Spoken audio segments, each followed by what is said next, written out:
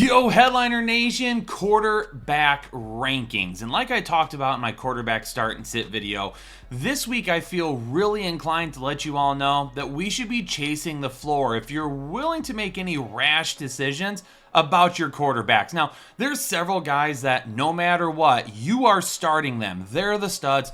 They're the guys that we're rolling with. But every once in a while, it feels like we try to get a little fancy, play some matchups, and the quarterback position can go downhill really fast because guys start turning the ball over, we start losing fantasy points, and things start getting interesting. And as we hop straight into tier one, the top four guys are those four guys that I mean. Josh Allen, Jalen Hurts, Lamar Jackson, Joe Burrow. I mean, Josh Allen, Lamar Jackson are basically 1 and 2, A and B when it comes to current MVP voting. And this is going to be a tight race at the end of the season. Jalen Hurts, he's dealing with a broken finger on his left hand right now, but it doesn't matter. His team's vying for the number 1 seed, and he balled out last week. Joe Burrow, listen. Too bad Cincinnati didn't have a competent defense, because if they did, Joe Burrow would also be discussed with Lamar Jackson and Josh Allen when it came to MVP voting. He has at least 3 passing touchdowns in 6 straight games, more than 207 passing yards in 5 straight games. Jaden Daniels has 3 straight games with more than 23 fantasy points, and right in the middle of a wild card hunt, he gets a Philadelphia defense that he didn't play well against the last time he faced them. 191 passing yards, 1 touchdown, 1 interception, and Philadelphia is allowing the 3rd fewest fantasy points per game to quarterback. Let's see Jaden Daniels use those legs this week and find the end zone one way or another. Baker Mayfield is getting a Dallas defense currently allowing the 4th most fantasy points to the quarterback position. Back-to-back games with 21 or more fantasy points, and last week chopped up an LA Chargers defense that had been one of the better passing defenses in football this season. A potential shootout with Dallas could lead Baker Mayfield to being a top 6 option with ease. Any one of those quarterbacks that I just talked about help you level up your fantasy lineup, the same way that Turtle Beach is helping you level up your gaming setup. And over at Turtle Beach, they have the best headphones that you can find on the market today. Whether you need a new keyboard, a new mouse, or something else to help your computer setup look better and play better, just like you should be doing, Turtle Beach is the place to go. And right now over at Turtle Beach, using code word headliners, you get 10% off your order. And since it's Christmas time, this is the best time to start getting some stuff from Turtle Beach to help those around you level up their gaming setup. And if you've got that one homie on your team that just can't get the job done for you when you all hop on for the night, maybe he needs a new piece of Turtle Beach equipment just so you don't have to keep carrying him everywhere. It would be well worth the investment. Tier 2 is going to kick off with Sam Darnold, and he could make a case to be in Tier 1, but I think he just doesn't have the consistent upside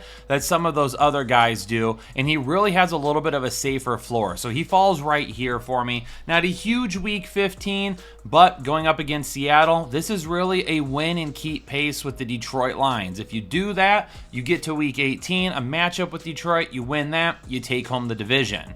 Kyler Murray gets a great matchup going up against Carolina, who allow the 6th most fantasy points to quarterbacks this season, but I'm tired of watching the interceptions and the turnovers from Kyler Murray. He played very well in the first half of the season. Throughout the first half, he only had 3 total turnovers, and that has become an absolute disaster for him over the last several weeks. Keep the ball safe, drive it down the field, score some points, and stop turning it over. Jared Goff went ham last week, 494 yards, 5 touchdowns in a shootout with the Buffalo Bills. This week against Chicago is not going to be nearly as easy, but the weather in Chicago is not supposed to be bad this weekend, and without David Montgomery, maybe they do have to throw the football a little bit more than what they're typically used to. On the road in Chicago can definitely lead to some concerns about playing outside in the weather, but Goff should have a safe floor this week. Bo Nix at number 10 definitely has the upside, but he has 5 turnovers in the last 2 games, and going up against this Chargers defense, he's not going to be able to do that. He has 7 games this year with multiple passing touchdowns, and one of those games was against the Chargers. For me, when I take a look at Bo Nix, I understand that he could definitely be a top 10 quarterback, and that's why he's ranked here due to his ceiling, but his floor could bring him down if he turns the ball over. Coming off a nasty game in rainy weather in San Francisco where Brock Purdy just did not help fantasy owners, he's looking to bounce back, but he's got a tough matchup with the Miami Dolphins currently allowing the fewest fantasy points per game to the quarterback position.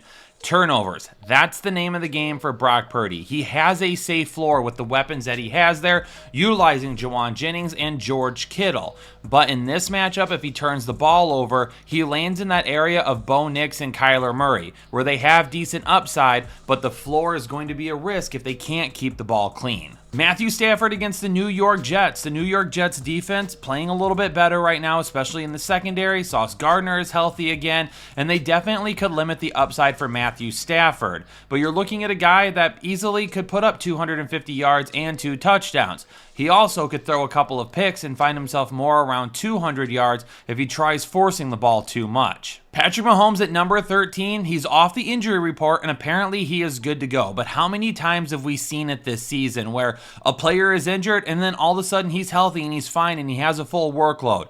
Other times we've seen guys that supposedly had no injuries or were good to go and then they just disappeared and they didn't even end up finishing the game because they were hurt.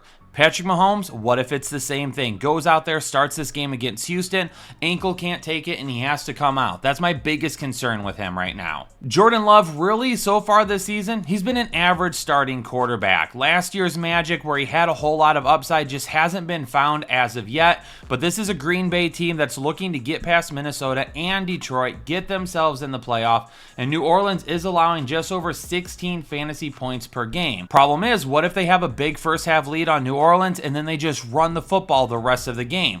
Jordan Love has a limited ceiling this week. All right, moving on to tier 3. Aaron Rodgers is going to start this list, and he's got back-to-back weeks of top 12 performances. But kind of the same concern as some other teams. Jets have nothing to play for. Now, Adams and Wilson have been playing very well, and I know Aaron Rodgers isn't going to go out there and give up, but it only takes one hard hit from this Rams front to put Aaron Rodgers down for the count. And they are going to be rushing quite a bit. And that's why I've got him a little bit lower this week. While I feel like he does have a decent floor in this matchup, especially with multiple touchdowns in 3 of his last 4 games, and the Rams allowing the 9th most fantasy points to opposing quarterbacks, it is the pass rush really limiting his ceiling that I think could hurt his ranking. Tua could definitely be in for a tough matchup this week. He's going up against a San Francisco defense that hasn't allowed over 200 passing yards since week 8. They now allow the 7th fewest fantasy points per game to opposing quarterbacks. And after that 3 turnover performance last week, Tua can't come out here and just look to sling it. He needs to play safe. He needs to trust his weapons. CJ Stroud, I mean, this is what he's been all year. An okay quarterback. Now, from a football's perspective in real life,